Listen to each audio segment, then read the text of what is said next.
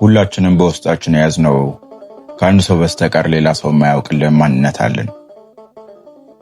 ያ ማንነታችንም ፍቅር በተባለ ወጥመድ ሁሉ ነገራችንን ለአንድ ሰው አሳልፈን እንሰጣለን።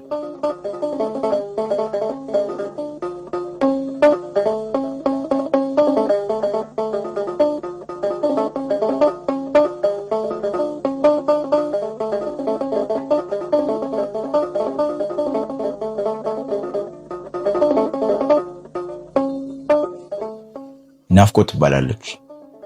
የኔን ሁሉንም ማንነቴን አሳልፌ የሰጠኋት ናፍቆት እንደ ስሟ ነው የምሳሳላት።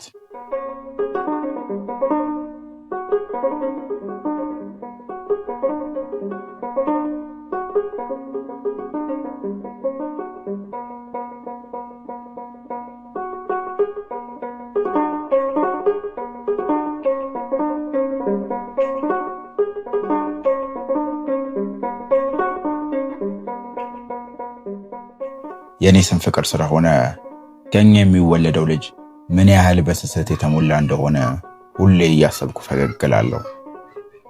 እስኪ ስለኔና ስለ ናፍቆት ትንሽ ላጫውታችሁ።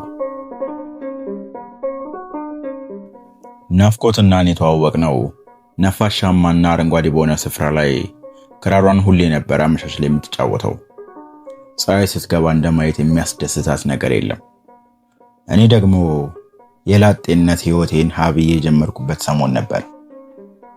ተመርቄ ከቤተሰቦቼ ላይ ራሴን ችዬ የአንድ ድርጅት ውስጥ በኦዲተርነት መስራት ከጀመርኩ ብዙም አልቆየውም ነበር። እኔም ከስራ ስወጣ የጀንበሯን መጥለቅ ለማየት ወደ ስፍራው አቀና ነበር። ናፍቆቴን ሁልጊዜ ባጠገቧ ሳልፍ የክራሩና የእሷ ድምፅ አንድ ላይ ስሰማ ውስጤን ይነዝረኝ ስለነበር ቆም ብዬ ውስጥ ሐሴት እስኪያደርግ አዳምጣት ነበር። ስትጨርስ ፈገግ ብዬ አያትና እንደ መሽኮርመም እያልኩኝ እሄዳለሁ።